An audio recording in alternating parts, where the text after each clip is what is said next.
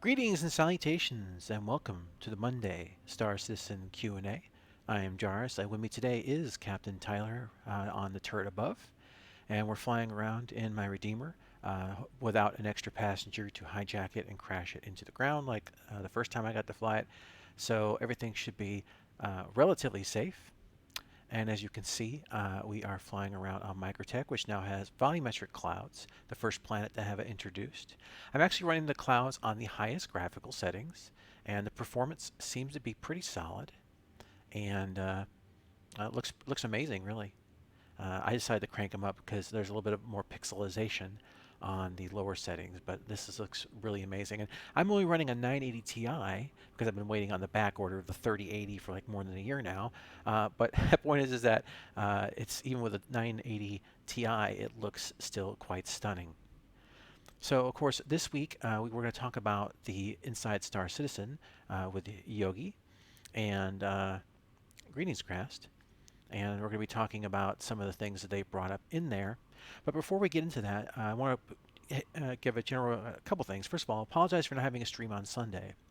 What happened was is I was really tired from work and I woke up just a mere minutes before when the stream was supposed to go. And I mean, I was out of it. I couldn't even believe I woke up with my phone like sitting on my chest. I must have got it, turned it off, and laid back down without even realizing it. I don't even remember that.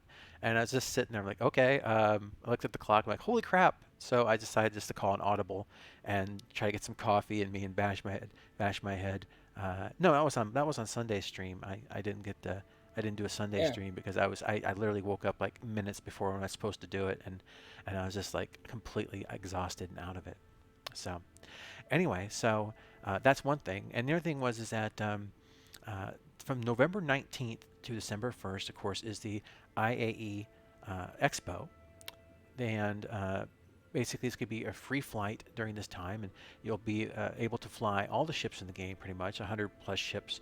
And so if you want to try out all these different things, uh, yeah, there you go. Yeah, well, if you want to They're play, hinting about doing some yeah, reveals if you too. want, yeah, if you want to play some Forza afterwards, Lightning, I'm down to playing some Forza Horizon 5. So anyway, so aside from that, we're going to get into some of the discussion they had on the Inside Star Citizen, which actually was a good one to watch. And there's a lot of things that they brought up that we've actually been talking about on this channel for years.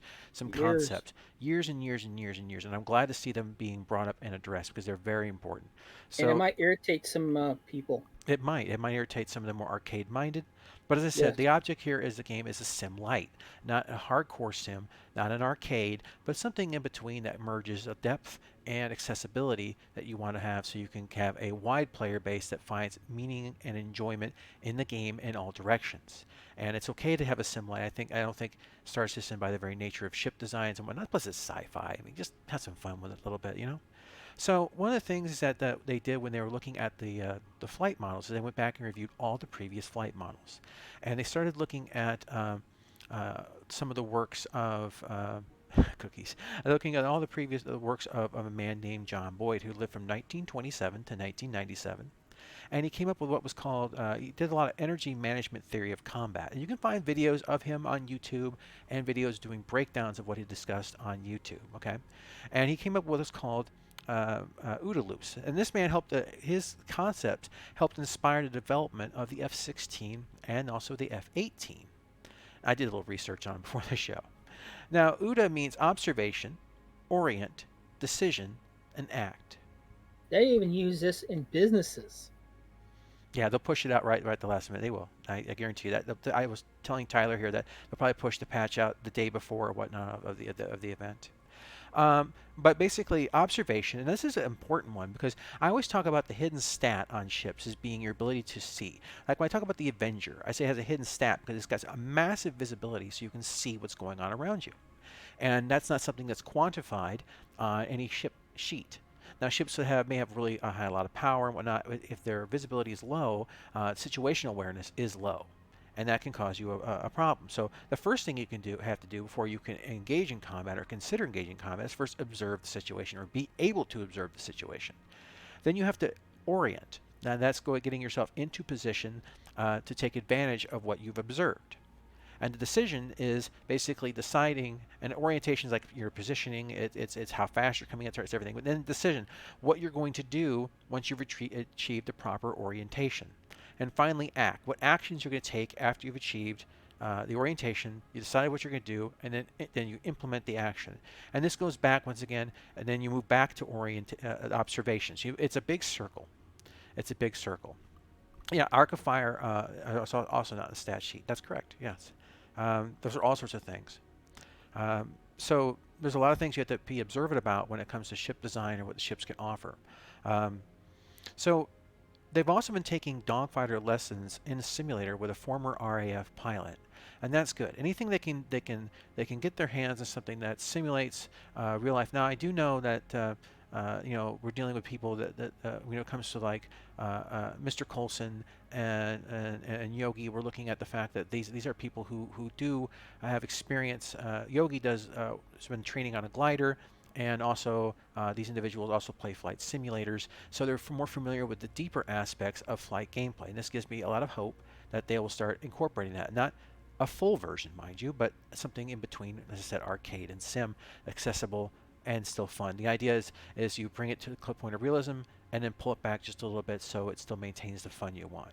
Not build from fun and try to squeeze in realism, because that doesn't work. You have to start from a basis that feels believable, and then you can bring it back just a little bit if you need to, but you don't go the other way around. It's like designing flight by how the guns work as opposed to how the ships fly. It's a backwards methodology. And I think Lando misstated it at the end pretty well when he talked about he added another layer that didn't need to be to kind of and so anyway we'll get into all that. Yeah, arcade games, Orogo says, are where player skill, cognitive involvement, maybe even his or her eyesight is replaced by a game-provided value. Sim games are visceral, offer to many viable solutions to any given situation for any or a meta, and player skill and cognitive involvement matter beyond asset characteristics. That's true, and that's very important. So they had set out several things here. They had high-level goals, and so these are things that are they're attempting to achieve here. And we have, of course, player options, and that includes also basically gathering data, getting information, giving data to the players so they can make decisions that are more informative. Hopefully that involves scanning. It's a little bit longer range, so we can decide with more time before the enemy is right upon us, or anyone's upon us. And also we can maybe even if they're not an enemy, but we don't know that, we can just avoid them. All those kind of things. Also, defining purpose for items and vehicles. Basically trying to eliminate a meta.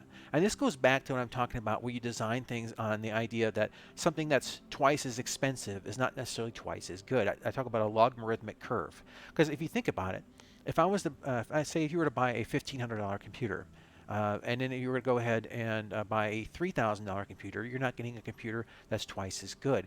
You're getting maybe like a 10, 15% boost. So it's one of those things that if you balance off things with more of a real world example of price versus performance, you could end up with something that kind of keeps that gap closer, still provides a universal advantage, so you understand what you're paying for, and at the same time, you're not creating a gap that's so large that it's insurmountable. And of course, they want to embrace limitations. Now, anyone who's watched either the Blastcast back in the day or now, how many times have I said games are defined by not only what you can do, but what you can't do? And this is important. Limitations are massively important. You have to define boundaries. And because Yogi was saying that limitations are going to be a focus as well, that's great. We need to see things that basically force you to make real world choices, that try to decide between A and B, or even C or D. And we do not want metas. Metas are, as I said, are a failure of game design.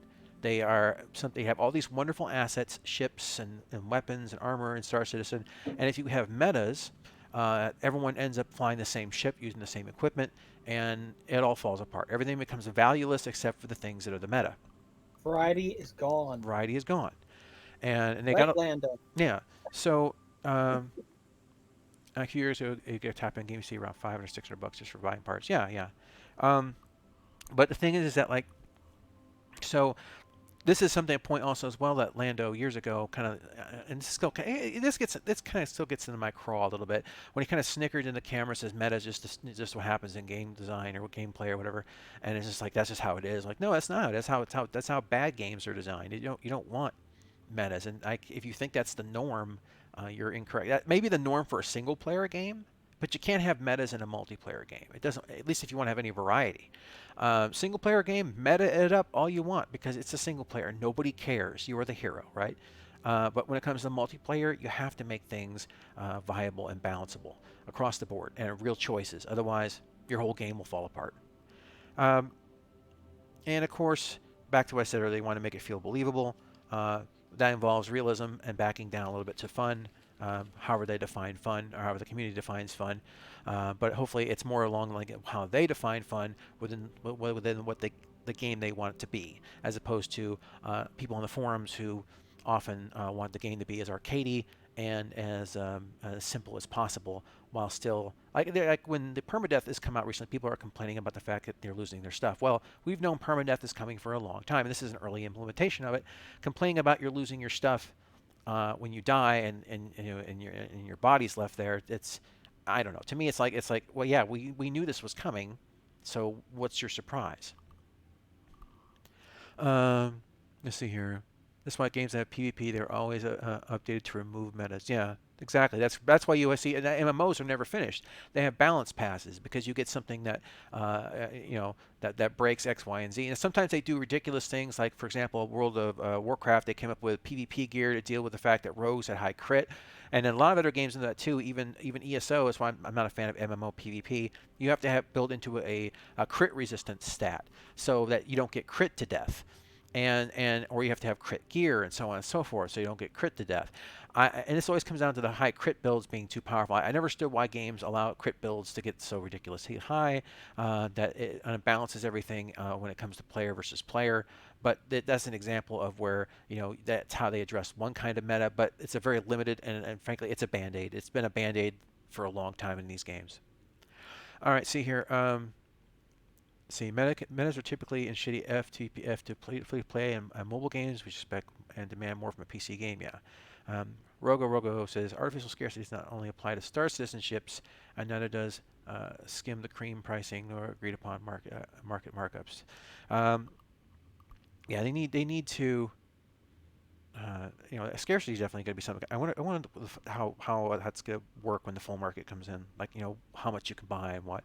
Right now we have artificial scarcity when it comes to like cargo shipping and things like that. You'll kind of be sitting there waiting to buy little unit. It's can get a little bit tedious. And hopefully they open that up a bit. Let me see. The main problem with MMO PvP tends to be the hole. Whoever wastes more time in the game wins, not skill. That's true. That can be. That can be. It depends on the kind of PvP. If it's a small arena, then the meta, a lot of times they'll win. But if it's a larger like battleground, it can be that case. Crits are a very RPG thing. They feel good for you when they happen, but because they are random and they're bad for balance. Sure, top end of balance at some level you can't balance at the top end. Right, exactly. And that's where they have to come up with a PvP gear. Now, Lightning Dragon and I, and even Captain Tyler, you should do a lot of PvP in Star Wars: The Old Republic and also Star Trek Online. And in fact, Star Trek Online PvP is where I met Lightning. And basically, there was a lot of meta gameplay in there. And Oh eventually, their gosh, metas got yes. so bad, particularly because Broke they the would game. introduce new things, that new modules to ships that were so imbalanced that you didn't have the ship off the store or the part or whatever through the event, that you became unviable permanently for PvP, and ultimately led to the death of tournaments and things like that we used to have lots of. And we were in I mean, I did PvP in that, gosh, all day, every day. I was either IL-2 or Star Trek Online. I was going nuts on that stuff. It got to the point where they sat Call of down Duty. and they told you if you must have this equipment Yeah. on this ship to do Hmm. this, this, and this. If not, do not be part of our uh, Exactly. Yeah, you wouldn't even be group. accepted to a group. It was really, it sucked the soul out of it.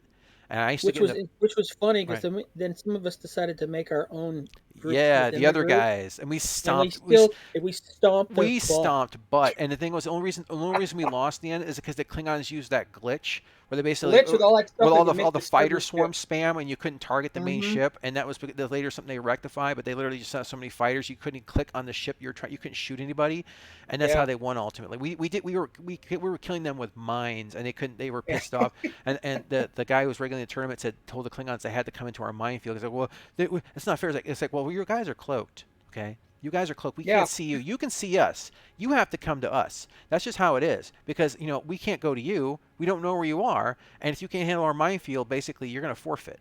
And yeah, we stomped that particular round. They just kept walking into him. It was hilarious. But anyway, so yeah, Yeah, because the yeah, carriers on Star Trek Online, yeah. they would just launch all their fighters, and And you could never you target you end them. up clicking fighters constantly, not actually the main ship. It was very obnoxious. But yeah, so we used unconventional tactics to create a situation that put them at a disadvantage. We did it in the middle of a broken asteroid, so literally the whole inside of the broken asteroid was full of mines, and we were in the center of those mines. And so we were forcing them to come into our arena, and we basically busted them up. And so that was kind of fun because using unconventional tactics to create a situation that gave us an advantage. That was cool. Um, It was irritating because we on the other groups we had to have dedicated healers, dedicated science mhm. officers to do all the evil. Let's do the Yeah. where you shoot off a beam and a black hole, and then everything gets sucked in. It's like you had to do all these different powers that were so broken, I've never trusted and Klingons. I never will. that was you had to use the broken powers, and if you didn't use them, they didn't want you to be part of the group. Hmm. And then they got mad at a certain engineer who could out tank the DPS. Yeah. Uh, all right. So they also wanted to do basically they're stripping down combat. Now, one thing they talked about here is they created what was ship archetypes. Basically, no best ship. And they, okay, ship archetypes. What I've talked about before is hub ships. Remember, I said you have for example, a fighter. You have a medium fighter as a hub ship. You have a medium ship as a hub ship. You have a large ship as a hub ship, and a capital ship as a hub ship. Now, archetypes are exactly what that is. So if they're actually approaching things from the idea, they said that this, creating the fact right now the ships have archetypes. Basically, they fly relatively samey, and of course they'll start basically within that type. And so as they further differentiate, this is exactly what I said. You create for example, the four types. You balance the types against each other the way you want them to be, and then you around those central types, you have ships that are adjusted on their stats or what they can do within a certain boundary limit, and then you have those four spheres of ship types, for example. So it sounds like that's what they're doing, which is great because I've been talking about that for years. They want to have a situation where there's no best ship. They want to have a situation basically where you choose the best ship for the job. Yeah, it just depends Oh, what. gravity well plus tachyon. No, it was gravity Yeah, well, tachyon field, and subnucleonic beam. Lightning. yeah, that was Subnucleonic beam shut your ship off. Gravity well and yeah, tachyon field kept you locked into a thing, and all the ships would get sucked. The enemy side would get sucked into one area, and they would just sit there and pound on everyone. No one can do anything. You couldn't. Your shields were down. You couldn't fix anything. Your powers were off. Yeah. That was the cheap crap. That was when you got so mad because you said, "Why don't you just take the controller out of my hand?" You hated that. And when the second yeah. that combination got nuked from orbit, it was payback. See here, uh, types yes, but should Basically, take into account they're niches for making it specific so. roles and jobs. Yeah, exactly. That's what I'm saying. That they're doing general archetypes, and then they're going to start differentiating, and that's fine. In order to create the balance in the game, they need to first simplify, and which is what they said they did. You need to first tear it down. You need to get back to the basics, and from the simple, balancing from the simple, and then adding back in the more complex. That's so important. That's so important to making sure that it's done correctly. If you don't do it that way, with the amount of ships and weapons and things like that the Star Citizen has, the balancing becomes too daunting. It becomes too much of a constantly chasing your tail. You raise or lower one thing, it throws everything else out of whack. You got to start from. You have to have anchors. You have to have a foundation on each one of those things. Otherwise, it just all falls apart. You have to know where your foundation is. That's very, very important. You have to build that on a firm foundation. All right, so another thing they want to do is have more weapon archetypes. So currently there's only two, and they want to expand on that. So we're going to get back into that in just a minute. Shields, of course, they want the shields. They want more reasoned choices. It used to be that shields would have up to a 90% difference in performance between them, and that's not acceptable. That's way too much variance. In fact, that's very much the case. Like, pretty much everyone would buy one or two types of shields, jump drives, same kind of thing. So it's very important to have these things not have such a wide swinging variance between it. Otherwise, once again, metas and no choice. See here, I agree with a lot of players are saying about ships, like the Ares being able to dogfight lights all day when it should be used for anti-capital, sub-capital ground combat for occasion. Yeah, I agree. I got it for Yeah. basically attacking larger ships and like ground bases. That's what I looked at it as, or even like ground vehicles, right? Because it's not supposed to be very maneuver. It's a big, heavy ship. I also, Ares is also currently on the test server here. It's another ship that I own. I'm not flying it because I think the Redeemer. I'm hotter for the Redeemer, and I'm something I really wanted to fly, and I'm happy to see it finally in the game.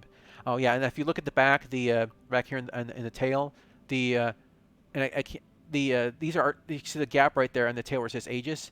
These are already set to articulate, so they're already getting ready for the flaps to start working. It's fantastic. Okay, so and of course the thing I want to talk about is how capacitors work, and in relation to things like turrets and other systems. So those are all the things that they're kind of going keeping it simple, and they're going to add complexity. So one of the things they're So also what working sounds on. like to me is what they're going to do is, depending on what they feel like they want to try, they want to make it so that they're going to start off with the basics when it comes to your equipment, and then add different spices or flavors to each one. This makes it so they'll have people say, hey, I just want to fly this kind of ship, Hmm. and I can try it this way.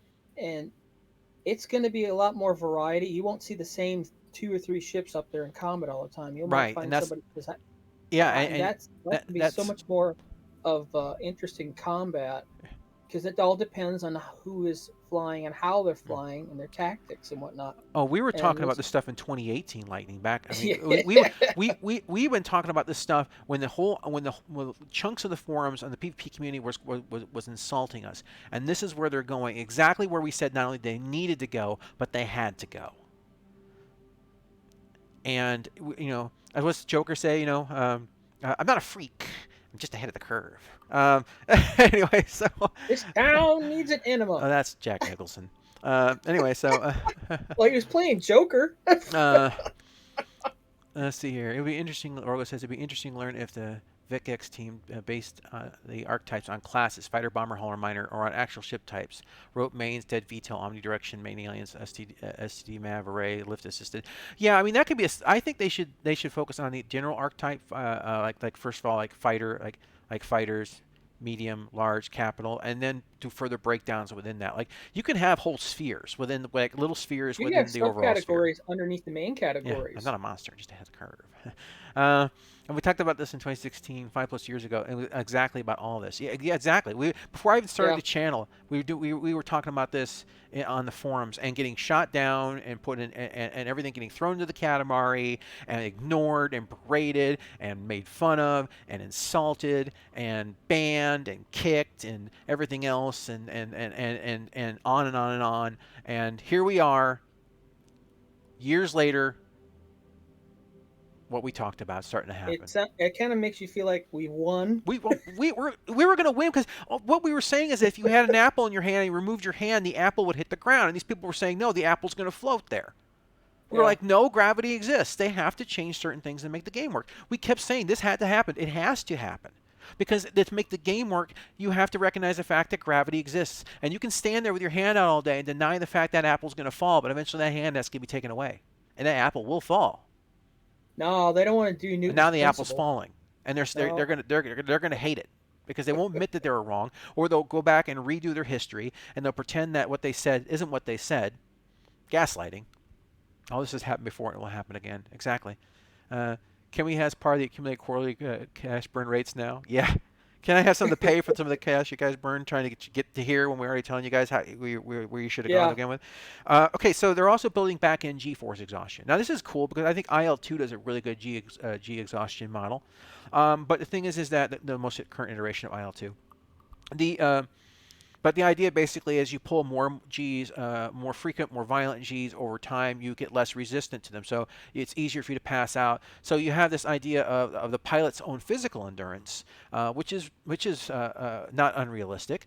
And obviously they're not going to make it probably full realistic, but they're going to at least take it to a point where you may have to while your vehicle might be able to do it, your pilot can't. Separating the vehicle from the pilot, once again, turning a situation where those two things are treated as separate entities, which is once again important to the idea that you're not sitting. When you get into a ship, you just meld into it like some Avatar. The two things are actually separate and with separate effects. And of course, you can imagine that if you're wounded and you're in a cockpit, like if you're wounded on the ground, you got in the ship, fly off, maybe your G-force exhaustion is already significantly lower because of your wounds. So, I mean, so they can change the dynamics of a lot of things. 2000 Dev Studios opening. Ah! I wish you were wrong. My observation is until Grass says is until CIG accepts that control method is the most important aspect, these class archetypes will not matter much. I.e., dual stick arrow should not have a problem beating the Inferno. While mouse and keyboard arrow is a different story. Yeah, control methodology. Dual sticks got brought up. Yeah, control methodology is important, and I still think they need to deal with the acceleration throttle issue. We'll have to see what the final implementation is, but right now I'm taking what I can get, and we can get the rest. I think we can push the arguments for the rest given time. But take the victories where you can, get it closer to where it needs to be, and then people can keep pushing for those final arguments. Let's see, more ships to centrally located cockpit. Yeah, that would be some of the alien ones, like the Xeon Scout. Skill supposed to matter. Ability to control ships directly by skill capability. Yeah. Okay, so we have. They want to add more weapon archetypes. Now, currently, right now, the only types they have is those that deal with fighters and those that deal with large ships like capitals. Now, they also said they want to add additional types. One of the types they wanted to add is infantry. I kind of laughed at this one because I kind of look at it like the Mitch Hedberg statement. He's one of my favorite comedians. He says, any book is a kid's book if the kid can read. Same philosophy. If you have a gun that shoots, you can shoot someone on the ground. I don't see why you need a special infantry weapon. I mean, Yeah. if I pull the trigger and that hits somebody, okay, they're not going to go, oh, it's not an infantry weapon. I'm okay. So I don't think you need to go out of your way to do an infantry weapon on a ship because this is also an infantry weapon. All right, so I'm going to leave that one on the side. I think that's an unneeded category. Anti-missile. It's like if a tank shoots its projectile, it doesn't hit a tank, but hits infantry. Yeah. Do you think it does no damage? If a tank shoots a guy in the face, it's an anti-infantry weapon. So yeah, I say it is. Okay, so you have of course, the anti-missile weapons. They want to add that, like maybe anti-missile weapons to turrets or automated systems or whatever. Maybe you can automate a turret with anti-missile weapons, which should be cool. Suppression weapons like flak for keeping up a screen. Oh yeah, absolutely. And unspecialized. This last one, unspecialized. How long have I been talking about this? I said for ships that only have two weapons, like the starter ships, you need to have a universal weapon. One that's good at haul, one that's decent at haul, decent at shields, but not specialized in both. I've said this for years. I said you need to have that more guns on a ship shouldn't be more weapons firing. It should be specialization. And that for the ships that did not have the ability to have more guns, you need to have a universal weapon that would allow them to do both. But it would be weaker than both and not as good as the specialization. That's exactly what they said here. Are they watching my show? Yeah. Because I've been saying this for years. Well, they also said that they're going to make it so you can actually set up the guns to fire at a certain sequence. So they won't be just alpha strike. Right. You can do like I remember X-Wing back in the day where you could do the quad strike. Yeah. You could do the crisscross strike. Or you could do the fire individual guns. Stuff, yeah. And that sounds like we're getting that. So they're taking that from the turret, moving it to the pilot.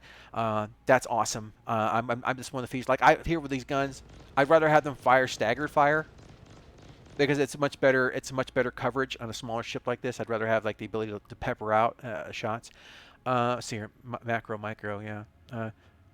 To have capacity to 200 quantuples overhead management resources and capacity necessary tripling pipeline lay throughput projections. But Rogo, don't you know that 9 women together make a baby in a month? Didn't they make that argument for years to having more that having more people on a project doesn't make it go faster, that you still hit the same bottlenecks. So why is now putting more people into the project a good thing? Because that was their own argument years ago. Now they're saying nine women equals a 1 month baby. Is what we're starting to feel like. Infantry weapons, fighter weapons should be balanced together. Like today, you can have Vulcan cannons and Humvees as well as an F-16. Yeah. But I don't see the need of having a special like infantry weapon on a ship. If there's a smaller class gun and you want to equip it on something, because like for example, if you want to put a size 1 gun on these back turrets, right? Because you want to have like the ability to lay down fire. Because this tail turret, the remote turret, has a lot of cover, right? So if I want to put a two size 1s back there just for dealing with infantry, because the guy's laying, this thing's got good coverage. So I put the ship, the backs facing in towards wherever. You know how many rounds with the capacitors that turret would have? It would be ridiculous. You could lay down fire all day. It'd be like the first episode of Red versus Blue, where they get back in the day, where they get the Warthog and they get stuck behind a rock and they just keep firing. It's like, how is that thing ever run out of ammo? And they're just sitting back there and they're still shooting the rock, because it's just going on and on. So they're pinned down. So that kind of thing, like you could go to a smaller class weapon and let the capacitors make that difference. There's no need to get crazy about it. And that's just gonna be like, oh, we're gonna set this one up to be anti-infantry. We're gonna land here. We're gonna lay down cover fire in the remote turret. Let's see here. Kind of kill a seat on left or right, not the center. Proper G set off. Yeah, the whole thing like I talk about with the Caterpillar. If you were to roll to the right, you should have G forces pressing down. If you roll to the left, you have because you're not at the center rotation. Yes. Radial arm. Let's see here. How about deployable anti-air turret, anti-air so weapons that on hand weapons taking down ships? Yeah, exactly. I'd be fine with that. I mean, yeah, they already started a little bit. There are those placeable turrets they have in there. They're kind of weird though because I can shoot it until it's out of ammo, and it's out of ammo, and then he gets on it, and then it works again. It's the same way that inventory right now is independent on the person. Like he can store stuff in my ship, and it doesn't affect my inventory on the ship, and because the inventory isn't separate, it isn't combined yet. He recognizes him in a ship with this inventory, and he can store. And then it recognizes me in that ship with that inventory. And they're not. The ship itself isn't physicalized as an item per se. So that's the next stage where the ship will have and if I put something in the ship's inventory, he'll deploy it. So same thing on the ground turret. So like if it's out of ammo for me, it's out of ammo for him. Okay, so like EVE Online, fire it up if here. you're part of a fleet or organization who had your own hangar, and certain people had access to the fleet equipment, and if you were a fleet officer or someone given the role to be able to be and doing fleet inventory, you got access to everything. But that's when you were able to disperse it. But the game recognized you could put stuff in there and someone else take it out. So that's what they need to do here. So if we had a container that we're all sharing in a ship, we should be able to access it and see what's in it, either take away or put stuff in, and all of us see it. All right, see here. Microsoft does make complex projects quicker that way. They refer to it as man hours. I mean, you can brute force it, I guess. I don't know. It just depends on what they're actually doing. There are some areas of development that there is bottlenecks, though. You can't just fill people in there. Now, if they're hiring a bunch of people to make a bunch of different systems at the same time, okay. Here's a 20-man team working on this system. Here's a 20-man team working on this system. That's fine, as long as they're all in different tasks. But I still worry about the idea that there can be too many cooks in the kitchen. We already had that problem with Flight, where you had all these people coming in and each having their own opinion about how things should be, and everything kept changing all the time, and there wasn't any real defined goals. It felt like they were just trying things to make it see if it worked. Let's see here. That's largely what it was. See, I like to control the alt rate of the fire weapon for greater range. Hammerhead gunners slow the rate. Okay, I'll get into the turret issue there. There's actually something I want to get into about that. But yeah, we talked about well expanded scope. Next necessary question. Obviously, suitable agile PVM. I don't know. I think it's hard to know how effectively they have been at actually syncing everything up. Ooh, look at Rogo go, man. Is he writing a book? Welcome to the Rogo channel. No, it's great. Yeah. Rogo, keep going. It's fine. I love reading your stuff. I wish I could have two things open so I can watch Rogo make. I know it. Let's see. hoping to see using skill depending on what they're working on. Dialing down or spending. All studios grow and shrink. Um, as they get closer to the end of development, they will shrink it down again. Certain people will get laid off. Cade Ristelmain, who comes on here once in a while, he used to work for Star Wars Galaxies, and he'd watched the studios shrink and fall. He also worked with Wingman back in the day when they were doing other things. So anyway, so we have the. Let's get into another thing here. Of course, the shield variances. They're going to be redoing the shield balance, and that's basically a lot. They said the old shields were variance was up to 90%, which is way too big. And they want players, the skill to be the deciding factor, not the equipment, which is, once again, I'm wholeheartedly agree with. I think anyone who plays any sort of flight sims or plays anything with depth, they want that to be very much the case. Okay, so they also get into the power triangle. I have tons of notes. I still have pages to go, guys. This was very interesting to me. So power triangle. Now, first of all, I want to say this for the umpteenth time. Can we have power bars, please? Yes. Triangle sucks. I'm sorry, Triangle but is just not. let me just go inside here real quick. Hold on, since I got it here on the screen. By the way, the MFDs the inner thought in this needs to be fixed, because you try to use these MFDs, a lot of times you end up clicking on power off the ship right here. It's very obnoxious. You got to zoom in to be safe. All right, so let's go to the power management system here. Oh, I already had it. Okay. So as you can see, I have like this power. Okay, this is hard to get the percentage you want. It's very difficult. And Star Trek Online did a very. Do you see that? They already have the answer. Do you see this meter right here? Yeah, it's there. Do you see this? All you have to do is make a vertical version or even a horizontal version of this. Just make it smaller. Let me drag it to the percentage I want. Click a little lock icon to set it, and then I can drag power between the other two systems that I want to adjust on the fly. So you have one set as the primary, and then you can adjust the others as secondary. This is already here. You just need to move it down here and get rid of this unwieldy, inaccurate crap. This is one of the worst ways to regulate power. Give me this. It's already in the game. Just bring it down. That's my rant. Well, one of my rants. Anyway, let's see here. I think you're doing it solely for server meshing, making work on one or minimal servers. So you don't mix infrastructure with shards and sessions. All the servers are just virtual node and a heartbeat cluster infrastructure, while the shards instances are a separate layer within the infrastructure. Grass says, Jarvis, what are you talking about? As a Gantt chart, when you multiple teams working on systems which use a schedule dependency to be managed, which is the partnership. What you're talking about? Okay. I said, what are you talking about? So, no, what you are. Reading comprehension much? Yeah, Tony Stark design. Yeah, just give me just give me the bars, and I will be a happy man. It worked. Yeah. It works very well. A lot of games use bars for a very clear reason. Okay, so what they also want to do with the power settings is just go back to the cockpit. Is a non-linear curve. Once again, logarithmic. Hear the words. Basically, in the center where you have a balance. Okay. Everything will be running even. But if you were to pull, let's say 5% off of this, off your engines, you may only gain 3% capacitor or 4% capacitor to the shields.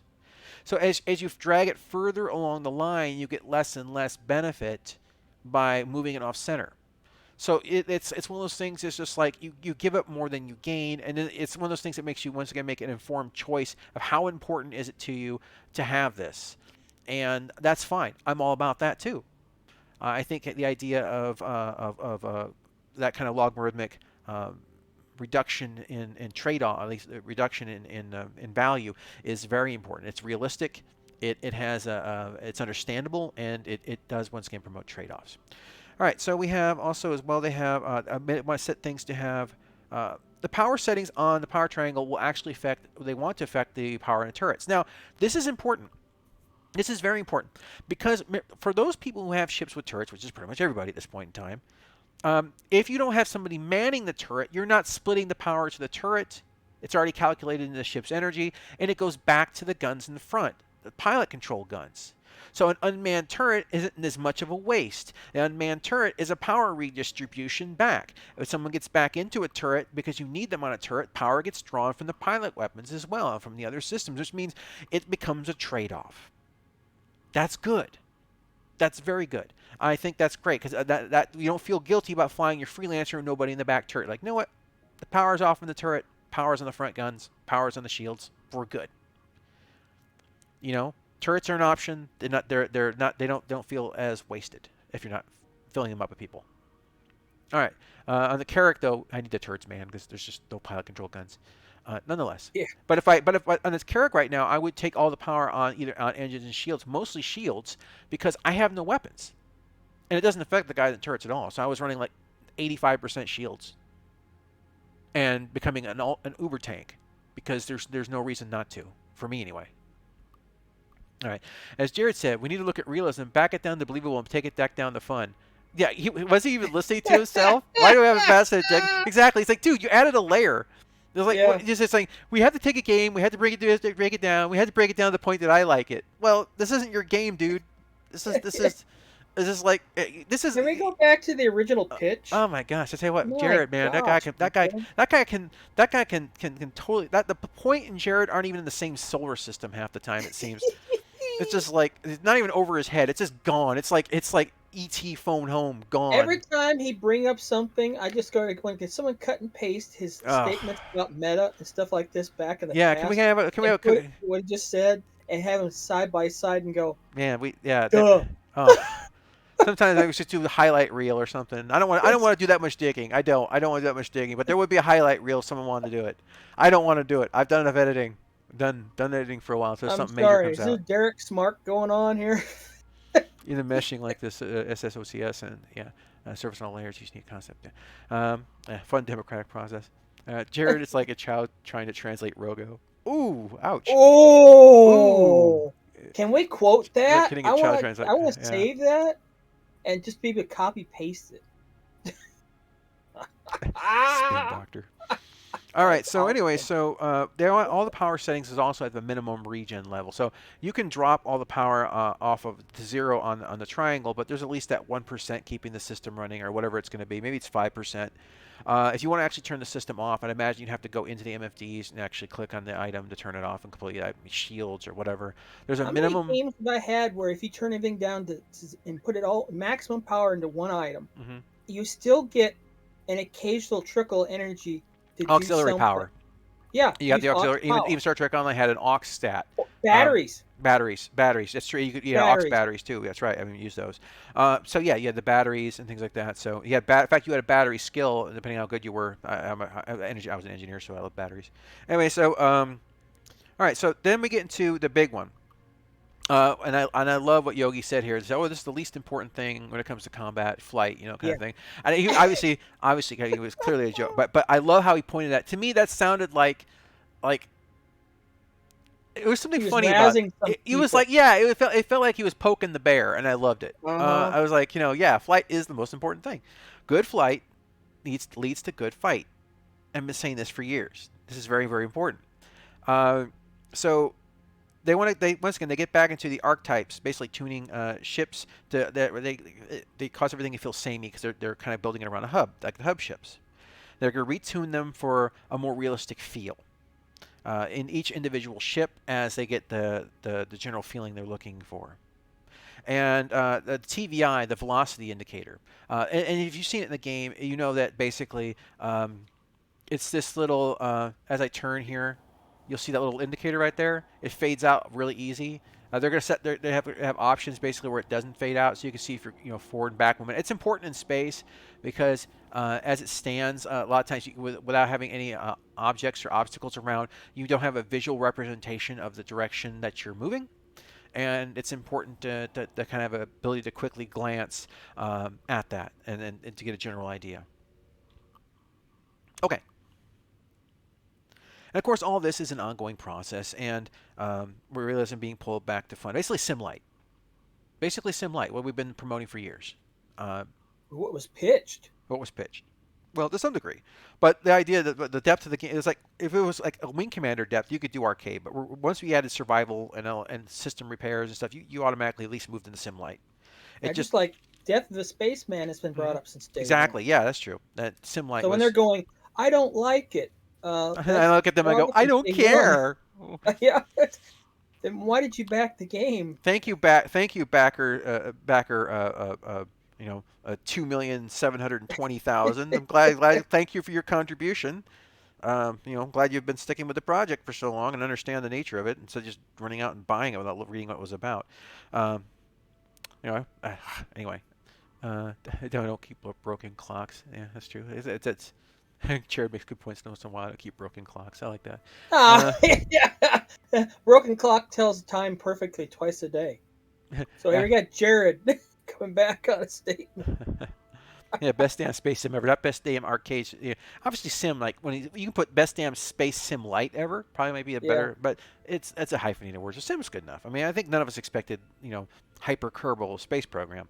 All right, It's not so like they have a an you're actual simulating an space. experience. You're not Yeah. simulating reality, but to it fully. You're trying to bring that immersion and believability to a world and still keep it accessible. And then of course you wrap it all up with a weapon, some sort of gun that shoots a beam that does something, and then you've got it all done. Um, It's like, it is fiction, ladies and well, gentlemen. everything has to have a beam weapon equivalent, and we'll be fine. Yeah. All right. Yeah, space flight simulator. Yeah, exactly. As they refer to it. Yeah, best damn space simulator. Yeah. Okay, so we have here. Then they had the IFCS trimming. Did I skip anything here? No, I don't think I did. So I got so many They actually pages, brought up but the yeah, I dual did. stick. Yeah, so basically they're looking at how like helicopter pilots can actually set their height and whatnot, basically, so that they can maintain and for you set a central point. Let's say. Because when you're piloting a helicopter, now I've talked to several helicopter pilots and I've actually sat in the seat, but never actually flown in one. But I know that the stick that's on your right hand controls the rotor speed and the pitch angle of the blades. And your arm would absolutely get so tired of having to try to hold that so long and have this function that you be able to lock it, which they can. So in the game, that makes sense where you can actually lock your speed and not have to use constantly having to hold it down all the time or pull up, basically with a helicopter. So that they're going to actually add that to the game where you can keep it with like a cruise control setting on the throttle. That'd be great. Rogo, you're terrible. The gun that shoots cognition has been taken off the roadmap. Oh gosh, I love it. Uh, Sure, he sure he didn't put him on a certain testing group, oh, he's great. try to nuke him from people He's because great. Rogo's great. All right, so we have here.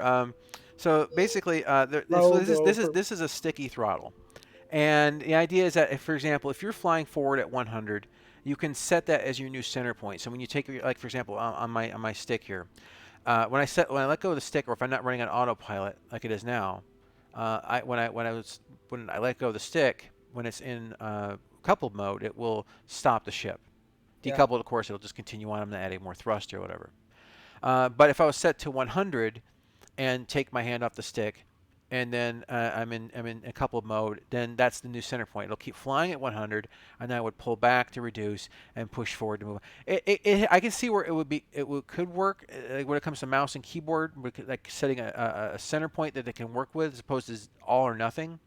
right But now you I push think the I think it's W. still. I'd rather have just full acceleration control for dual sticks or sticks in general, or sticks and throttle. To me, it still seems a bit. And when you come to VTOL, talk about setting your height. How about orienting the flight so that my thrust, when you go to VTOL, that your main thrust is now is basically what you're up and down, like when you fly like a Harrier or even in Grand Theft Auto.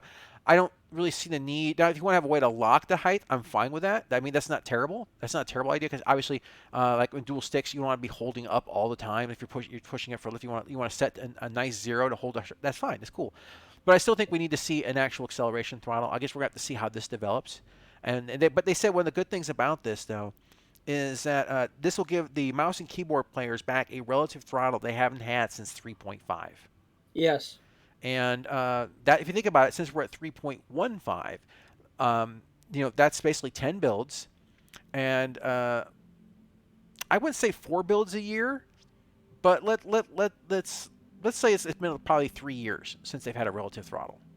Um, so that'll be something for them to get used to again, because it's been more binary.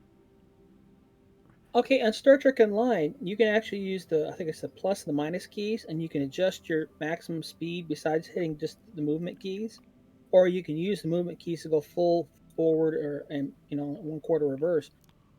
Basically, by giving the mouse and keyboard that option, where now you can actually set your speed and then you can adjust your direction, it's going to be a lot less of a pain in the butt of constantly using your middle finger stuck on the I W use my middle key. finger all the time when it comes to Star Citizen. That's my most used finger. I'm Sorry. waiting for I, Rogo I had to to go say there. something about the W key and the statements that might I- be saying. no, Oh uh, gosh, no, no. But that's. yeah, just giving us to be able to set a throttle and then do movement, that would ease up people on the mouse and keyboard. Because right now it seems like your middle finger is constantly glued to the W key to continue speed when you're trying to maneuver with the A and the D key or the Q and the E key. And since I've been too lazy to try to figure out how to play this game until the flight model gets fixed, I've been stuck with mouse and keyboard as I'm staring at my Thrustmaster, which is about Well, you know that's a arm's length away. that's a good question here. Now, ships without VTOL, okay? Ships Oh aren't yeah, they have limited time to get down to the ground. But if there's atmosphere, those ships without VTOL should have to rely on lift. Now, if it's a ship without VTOL that relies on lift and you need to operate on a planet that has gravity, obviously with no atmosphere, and they have no VTOL, you're going to want to choose a different ship yeah, because without the advantage of having lift and VTOLs that are on that ship being very limited capacity for operation, you will die. This is where I go back to the idea that you have a right tool for the job, differentiation on ships. And when you look at what your mission is, whatever you're trying to accomplish, needing the right tool for the job. I mean, if you don't have the right kind of ship, maybe a friend does, maybe you have to rent the ship you need, whatever. The point is, though, is that you have to, there should be a reason these differences take effect in your planning process on a mission. All right. Starts sending opening monologue. Um, let's see here. All right, back to my notes here. All right, so gunnery, another word they use that we've been using for years. I'm glad. It's funny, like here's the terms that we use, and then like years later, this is the terms that are becoming standard. So good, good. I still think sometimes maybe someone's watching. If you are, let's say, if is David Colson or Yogi ever watch this, you guys rock. You don't, and of course Zurovic. You guys basically give me all the faith that I have and keep the project going forward at this point in time. So just keep going. And the art guys and sound guys, I love them too. I'm just saying, but as far as mechanics go, you guys are what give me hope. So just keep doing what you're doing. Um, don't stop. All right, so not that they'd ever watch this because it's kind of long and windy. Anyway, so gunnery. Now they talk about auto gimbal target problems. There's a problem with the way the algorithm worked and whatnot. They've resolved that issue currently. Well, no, you know it'll break again. We've seen that thing break like a dozen times. It has a lot to do with the pacing and things like that in the game that are a bit too much for the netcode to keep up with. And people, when they find a way to make those things wiggle and jiggle, they take advantage of it.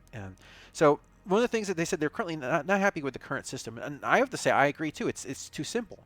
The idea, go all the way back to signature tracking gimbals. The guns are fixed. You have to get a lock. You get a lock, the weapon tracks. It should track along the entire range of movement but at a reasonable speed, still making the pilot have to move the ship into position. Like you could let the guns track, but it's not going to be very fast. Think of it like the Darth Vader in the trench run, where I have you now, and if our guns start firing, and then the guns slowly start sweeping over. Now, if Vader had turned, we didn't have a lot of room to do that, obviously in a trench, but if no, he I had didn't in the turned, trench.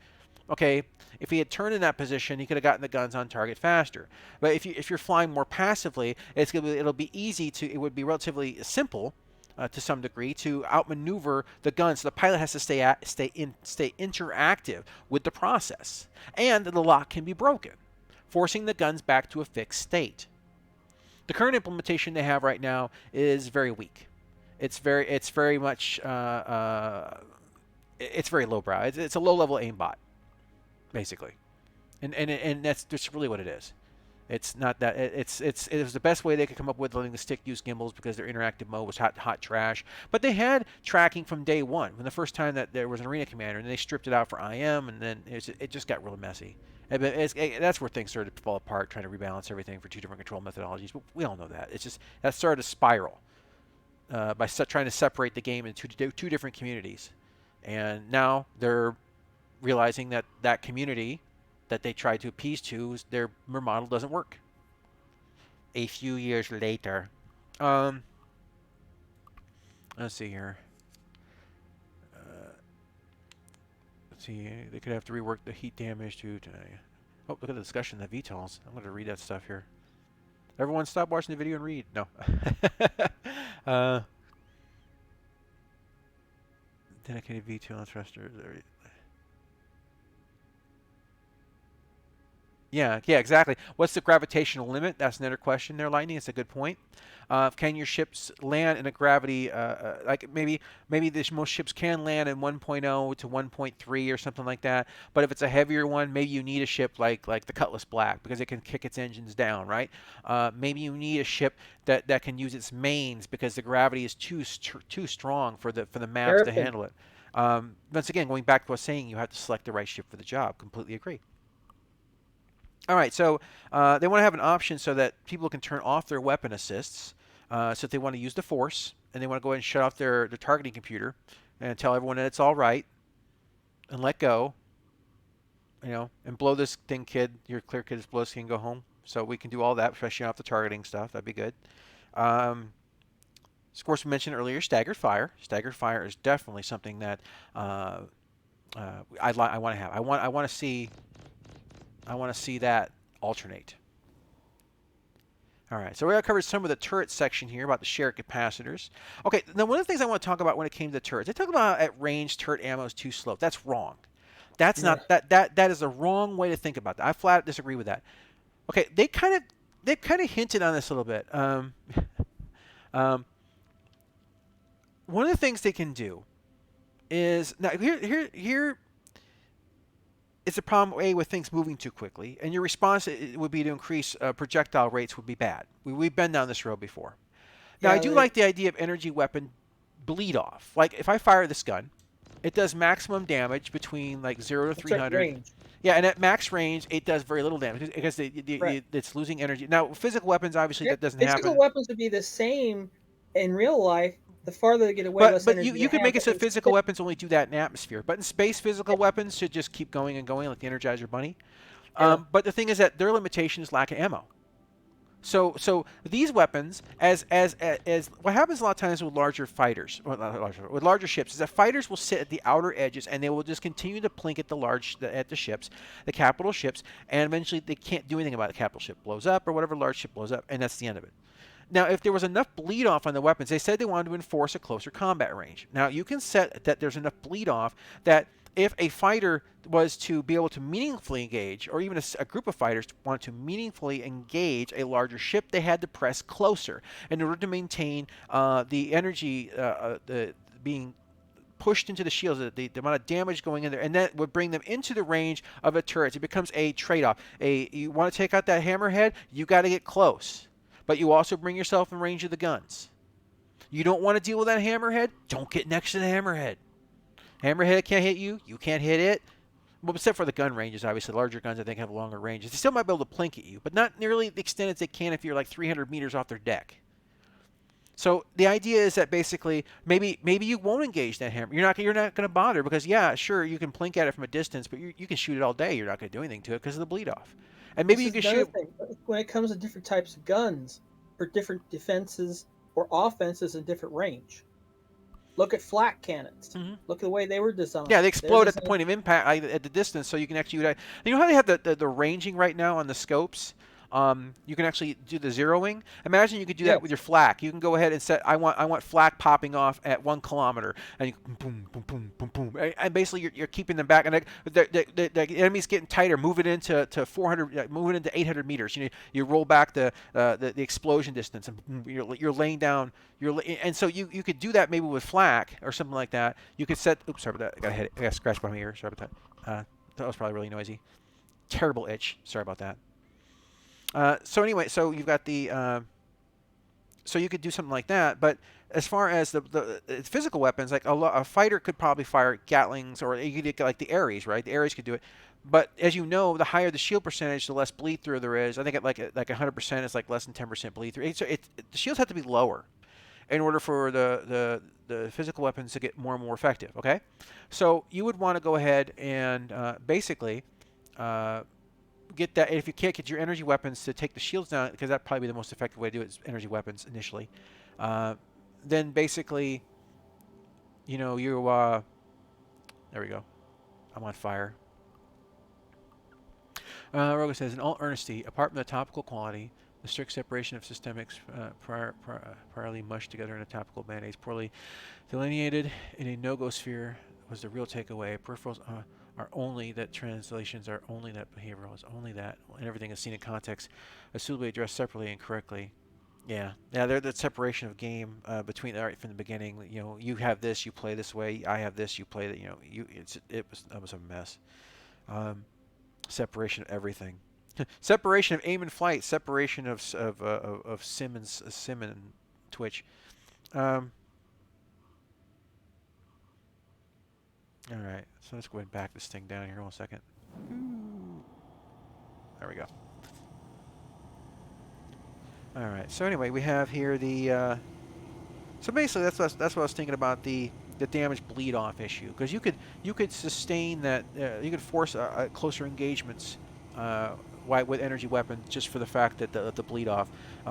If for example, if a weapon does 100 damage on a fighter and at maximum range is doing 10 before the graphic fades away, and it's the only way to be sure exactly. Nuke IM for more, but say you had the hammerhead with the size 4s, right? And say that it's doing, let's just say 200 per gun. At max range, and it's got longer range, it's doing 20. But within the fighter's context, the range its guns can go, it's actually doing, let's say, 40.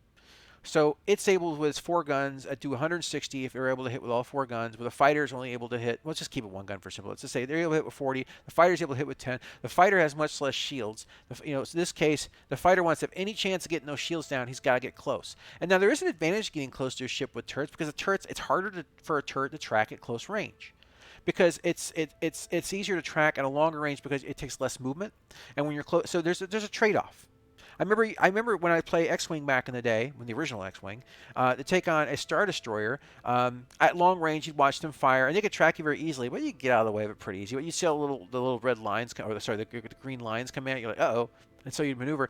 But once you got close, it got dangerous, and in some aspects, it could get safer. Because depending on your position and where you're dealing with the Star Destroyer, and how quickly point is that, yeah, especially games later on actually articulated the turrets more effectively, that really becomes a thing. So anyway, use phosphorus. Yeah. Let's see here. And of Well, course, look at this. Look at other games that have small guns and big guns. And when you're talking about anti-aircraft guns, they don't do anything at long range. So a fighter has to come in really tight. But those guns on say like an aircraft carrier or something to that effect, it can't damage a fighter far away unless it's by luck. It has to use some sort of other defense. So so for a fighter to come in to deal damage, it's also risking itself of taking more damage, because the closer it gets, there's more fire. And those little guns, the fire rate's greater, but their damage significant compared to the cannons. But the luck of a cannon hitting at short range. close-in weapon support, CIWS. That's what Lightning says. The what? Lightning posted CIWS, close-in weapon support. Yes. Okay. A cannon can do damage to a fighter only if the cannon is perfect, or the fighter just parks itself in front of the cannon. So you need a smaller weapon to be able to do any kind of damage to something close range. Well, even though I don't agree with the design of the Javelin's turret-on-turret methodology, they already have the idea of the large cannons to deal with capitals, and there's a turret on the turret that you have to run at the same time that runs the anti-fighter guns. That methodology is completely and totally one of the most confusing head scratchers I've ever experienced in my life. But I'm sorry, but on modern or even old modern, I mean stuff from. But the general concept World War of small guns is fine. We had small guns dedicated for what? smaller targets. Yeah. The big guns are for bigger targets Which is like, because you know, they're they talk about slow. the anti-personnel weapons, but I mean, what are you gonna have? Like I guess like you're gonna have like the Millennium Falcon, where like the little turret comes out of your ship and just starts shooting stormtroopers. Yeah. I mean, that's an anti-personnel weapon right there. That would think that was an E-web blaster that was attached to automated on the underside of the ship. So Okay. Well, look at a tank. mhm. Some tanks have the big gun, and then they have somebody sitting on top of the tank, comes out of a hatch, and he mounts a rifle or machine gun on the top, and that's his anti personnel gun because he can swing that and spray just like an anti fighter gun being on a ship. And normally it's separate people. You have a separate person firing the anti-ship or anti-personnel gun versus the other turret gunner doing what he's supposed to be doing. So that's kind of odd that, like in the design, to have a turret on a turret makes no sense. What is he supposed to be dedicated for? Yeah. He's constantly having to switch between weapons. It's like, just throw your hands up and go, somebody do something here. You're asking me to do two different jobs and try to switch between two different situations. No, Uh, you need to. I don't care if you made them automated flak guns. There is a comment made a little while ago, and sorry I didn't get to it because it's off the screen now. But you're right that we need more feedback when our ships take damage. We need to be Yes, aware of it. A lot of times you just explode. You don't have any indication that something's don't have gone a horribly directional wrong, awareness and either. you just boom. You know, that's the end of it. Um, Oh, they're talking about awareness. That whole what he was talking about that we were talking about earlier that you brought it up in the beginning. When you analyze and make all the you brought it up when I watched the video on it earlier. You sent it to me. you talking about the Where OODA you loops? noodle loops. No, Noodle loops comes in not noodle handy. loops. Noodle loops. I don't know. Everyone, get ready to have a nice bowl of noodle loops. No, I'll take Big it's OODA Benny's. loop. Observation, orient, decision, act. We need more communication. Say we're being shot on the left hand side. The radar could tell us, hey, most of this is being shot on the left, so you'd swing keep your Well, attention to yeah. the left and look Well, I mean, left. you get it the shield indicator, kind of, but I mean, what I'm saying is Kind of. how do knowing that your ship's in a damaged state, I think is what it's referring to. Um, Yeah.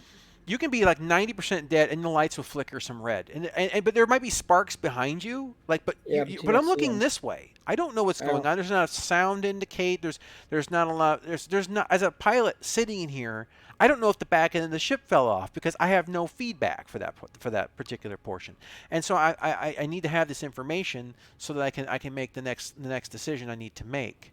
Um, Really, that's what it comes down to, is just giving me the information so I can make the next, the D, the decision part, so I can A, so I can act. And without having any of that, without having the being able to observe, okay, I can't orient my decision. I can't orient to a better position to make a decision to act. And it's just, you end up with just exploding and ending up back in a hospital bed somewhere, which is kind of like what's kind of been the thing. Anyway, see here. Oh goodness, look at all the text here. Yo, dog, I heard you like turrets, so I put a turret on a turret. help! Oh, that's so right. That's so good. You're not Oh wrong. my gosh! I remember Uh, the first time I got on that ship and went, "Who thought of this that's great, but stupidity?" I want a turret. My turret's turret. Yeah, on It's my like the turret, Russian. on It's like my the Russian turret's dolls turret. of turrets. Oh gosh. But you got a toggle switch, and he goes from You're manning the eight. main gun to turning off and trying to Identify as a aim turret. My normal. pronouns are Bert and Bert. You're an eight-head cross-dressing turret then. Oh gosh, that's Oh great. no, Oh gosh, that's great. I identify no. as a turret as well. The Redeemer identifies as all the turrets.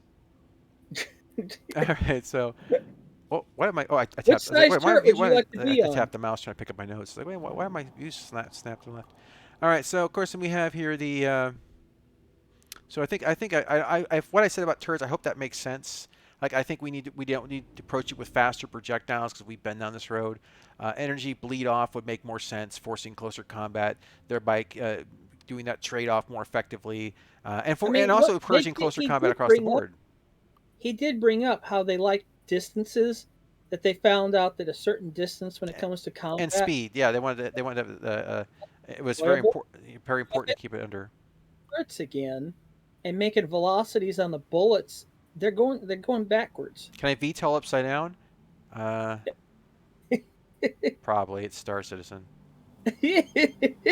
Woo! Yeah, this makes sense. All right. Uh How's that? Uh-oh. Hold on. I've gone too far. I've gone too oh. far. Go left. All right, we're good. I don't know where the. I don't know where the. Of course you can. Exactly. Grass cam. Grass can. Yeah, the camera was going into the planet right around the grass. Because the camera was close. My point of view and my So, hearing sounds like your quantum drive is spooled up again. is it? It's not. Wom wom wom wom. That's all I'm hearing. It's like, oh,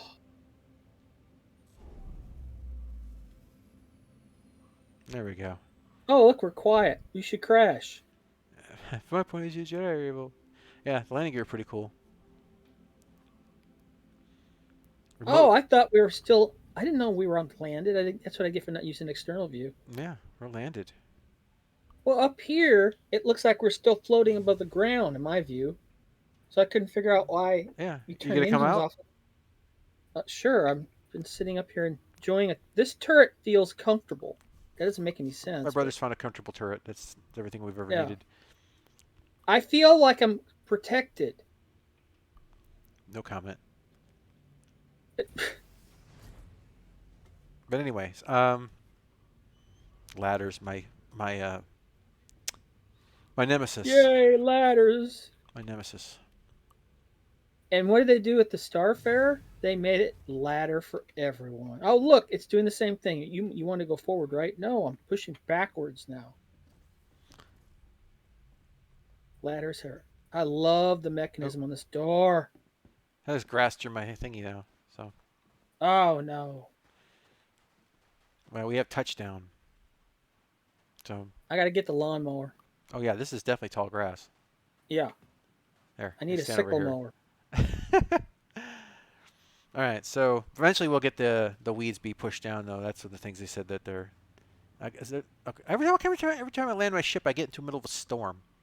Um, Watch my ship blow Yeah, away. it's starting to pick up again. Watch the ship. It's Oh got no, wheels. So is my ship being blown by the wind? I see movement on the ship. let me stare at the wheel here. I'm scared. All right, so another thing, the last thing they wanted to talk about. Let me get into this real quick. It Is that they wanted to talk about the concept of trying to differentiate high-speed flight mode and combat flight mode. In some regards, like Elite Dangerous does, they do standard flight, cruise, and super cruise. And then you have games like Evokron Legacy, which kind of has like gears. You have these, you ramp up caps. You have like these. I think it's 10 levels, and every time you go up another level, your speed cap goes up. And but you obviously you can fight in 10, but the problem with that is that you're going to blow past your enemy so quickly. This is really making me give me the heebie-jeebies as my vehicle shudders in the wind. Anyway, so basically combat becomes completely unplayable at the highest levels because things are going by too quickly. So you want to typically in Evokron like fight in like 1 or 2. Nothing anything past that gets really ugly. It's just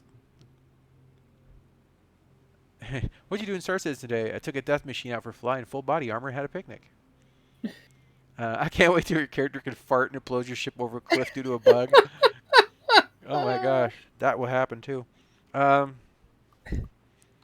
let's see here. So they talk about ballistic ammo management. Ballistic ammo. My ship is going. I'm gonna get in before it blows away. This is not good. All right. So anyway, the ballistic ammo. They said that the ammo counts are really low because the fact that they haven't no armor in the game yet, and so they've because basically uh, they're going to be reassessing that down the road, and that's why I talked about like it's closing. That's why I talked about like down the road, like people complaining about the ammo counts, that there would be a reassessment, and I think that's I don't know. It's interesting. Like how big are these bullets? It's like it depends on the patch, right? Um, Yeah. it's completely physical until we just get smaller versions depending upon what we need. All right, so I thought like you would know how with the way CIG does things. I'm surprised they just don't already know like how many bullets could fit into the where the ammo's supposed to go because they have like everything else so physicalized.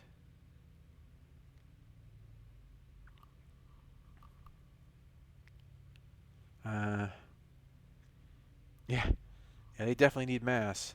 Um, oh yeah, yeah, I saw that they've added actually water effects in Interstellar Rift. I think, or is that the one I'm thinking of? Or is it the is that the wrong game? Like, gosh, there's so many survival games we play. The one with the planets, it's like space engineers with better water. Anyway, so that they actually added that's Empyrean Galactic Survival. They've added like water waves and things like this. Really looks really good. All right. So anyway, aside from that, that's just one of the mini games.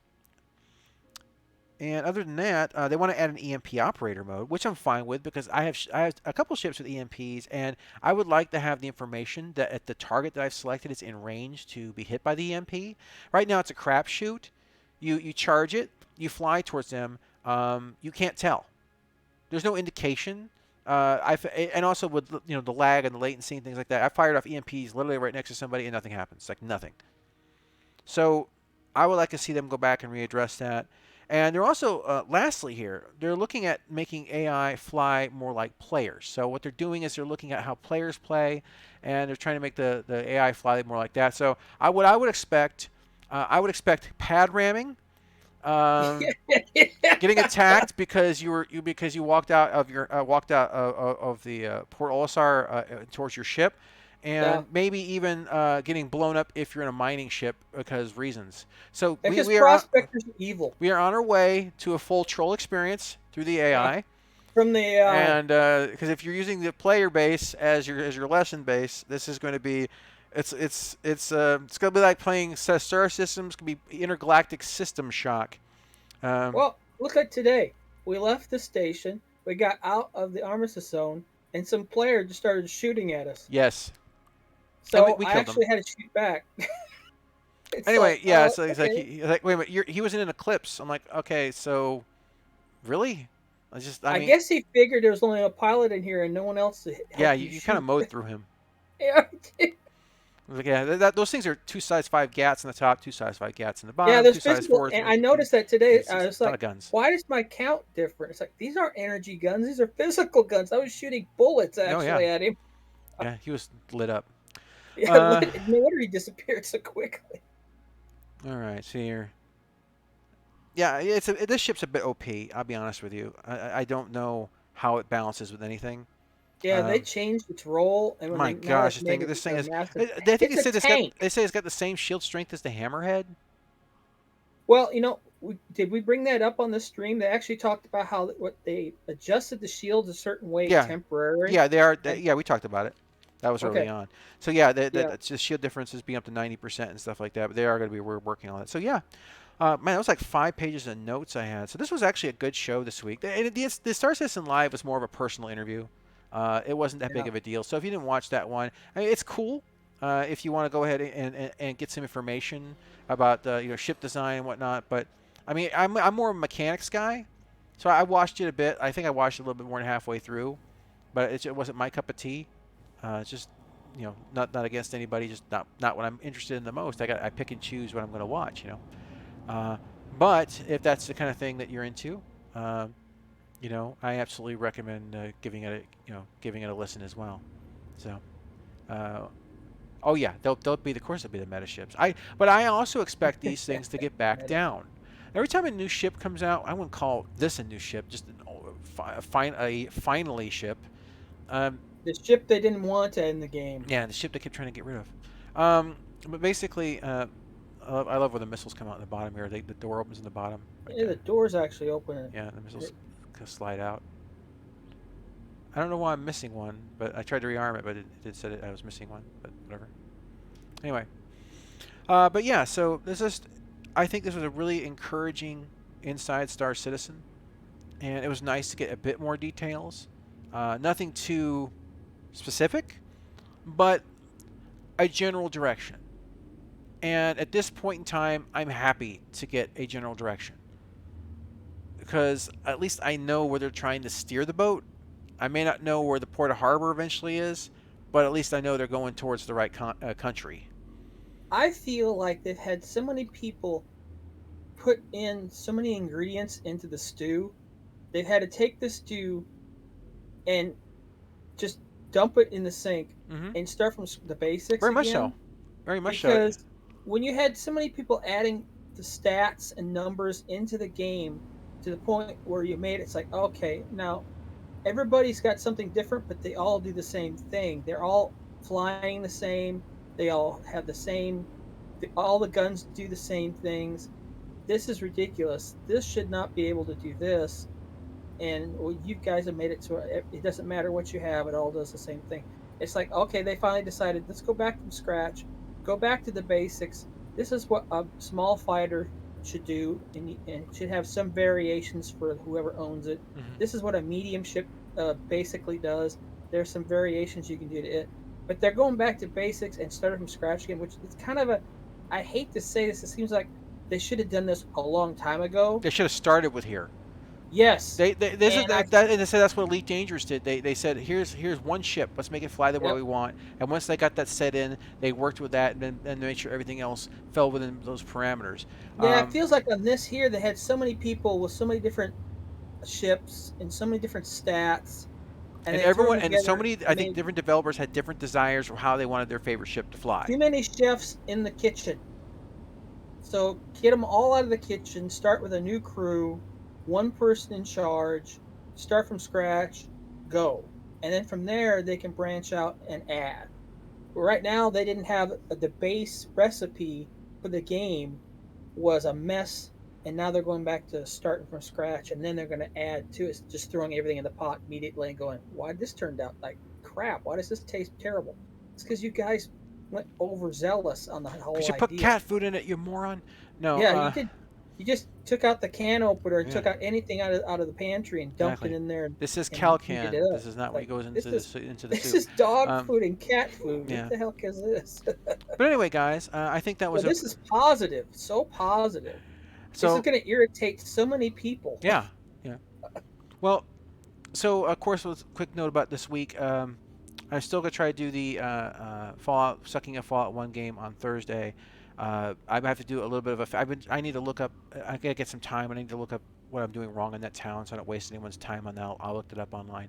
Of course, Wednesday and Friday hangouts will still abide. I think I might try to do the Star System one on Friday this week because I think by then we'll be doing the expo. So I thought it might be fun to tour the expo with you guys and also. Uh, all the new players coming in. Maybe someone will watch the stream and have questions, and we can talk about it there. Wednesday we'll probably be playing Forza Horizons 5 because I'm enjoying that game, and I got like 300 something cars now, and I'm already on prestige levels of experience. After like 200 levels, it rolls you back to level 1, and then you start over again. Like as far as experience levels go. The point is, I've been playing it a lot. I'm enjoying it. I'm still learning how to tweak the cars because some of my car builds suck. But other than that, Yeah, people are figuring out how to hack it. no, I don't think their netcode. They're supposed to be netcode patch this week because their netcode has been having problems. That's one of the difficulties is the netcode issue. But it's getting better. And I've been playing more online games with people that they're gonna get it worked out. It's just new online game and It's like bugs. somebody's driving around a D class car Mhm. racing up against S class, and it's Yeah, like, wait a minute, it our can be numbers are yeah the the same. lag can cause some issue. But it said they already announced Yeah, that there'll be a patch this week. They said they wanted to give it a few more days to make sure everything was what the problems were. And I get they're not just trying to rush out a patch. They're like, okay, let's sit back and think this through. well, the cool thing is that they actually are emailing within the game. Hmm. Hey, we know this is wrong. Yep. We apologize. We're fixing it. We're working on it right now. Yep, that's pretty If you cool. see anything you want to report Okay, it, please that'd be nice do. to have some notifications in this game. But, Yeah, anyway, it's so like we used to. see here. We talked. It's not like we talked about cohesion and coherence. How's this when and how long? Yeah, daily drivers should be mediums and lights. We're still waiting for a final real gold state where ships systems are all working, and that's the only time I can rework all the other ships. If it takes weeks, a month for ship to work, how long will it take again? Yeah, yeah. Well, they could just If hire. they They could hire focused on 1,000 one people. class of ship or just one ship and got it figured out, they could use that as a template Hmm. to then adjust other ships. That's why I feel like they need to focus on one type or one ship get it the way they feel like it should be in the game in general, not with all the if they want to work on the add-ons, that's fine. But You know, and then when now they have a template, they could use the template to adjust to other categories of ships. and And you're because lately they've just been throwing like anything at the wall, hoping that it sticks. mm. And now they're finally realizing, okay, we got to go back to basics. And you're right, Rogo. This was ISC was an episode that gave hope to on many topics, and Yes. and I'm happy to see it. And I'm also I don't know the word for it. Am I justified in the things that we did and said because now they're actually applying those things? Should I feel like this odd sense of Schadenfreude? I don't know. I don't. What am I supposed to feel? I'm happy that they're doing it. I feel like we should have been here years ago, and we shouldn't have taken the abuse. We shouldn't have taken the insults and the bannings and everything else that came along with it because we said they need to do the things that they're now having to do. And I almost feel like to some degree like I'm happy they're doing it, but I'm almost like want an apology written by these people. Which it'll never happen. It's the internet, right? When they hid all our threads Mm-hmm. on the forum and they just swept them Yeah, away and archived threw them them and then out. deleted the archive. Yeah, and it's like but then did you notice that during the presentation he says even if we don't comment, we read. Mm-hmm. I was sitting there going, did he read past ones? Because there's all kinds of people who made inputs about this year for Oh, I'm sure years. there's many places he can read this stuff from. I Yeah, mean, and it's because nowadays people are afraid to even talk about it because they just get banned. It's like, okay, maybe your moderator vindicated, keeps but banning. can I mix vindicated and exasperated? Is that something? Is there a combo word for exasperated vindication? Vinderated, exacerbated. Anyway, on that weird making up words on the spot note, um, Rogo can make up a word for us. Rogo knows all the words He knows forever. all the words in the dictionary and Yeah, probably has his own he dictionary. Rogo knows all the words forever. Uh, Yeah. but anyway, I think on that note we'll go ahead and wrap it up because I don't want the stream to get too big because BitChute will never let me upload it because it seems to have problems when I get past an hour and a half. So we're gonna go ahead and get this one wrapped up. But we'll see you guys on any of the hangouts we do this week. And maybe there'll be more news to talk about stuff next week. But I think this one will also be going up on YouTube later. I think this one came out solid enough that I want to go ahead and share it. So if you're on YouTube watching this, remember, guys, we are on Twitch and on BitChute if you're on YouTube. And if you're any of the developers watching this, particularly Yogi and David Colson, keep up the good work, guys. Thank you. Thank you for keep trying. And we're getting there. We're getting there. And your efforts are appreciated. Really, trust me, they are more than I have words for, or maybe, but not more than words I can make up for, because I can make up words all day long. So, all right, guys. All right, Maybe we need to send up money and buy them a Pico Penguin. Pico So they have Penguin. something to cuddle with and They hug. probably got a warehouse of that stuff. All right, guys. Well, we'll go ahead and catch you in the next one. Enjoy the rest of your evening. Have fun, and we will see you during the week and also on Discord. And catch you later. Less density, air density, ground level. Bye. Bye.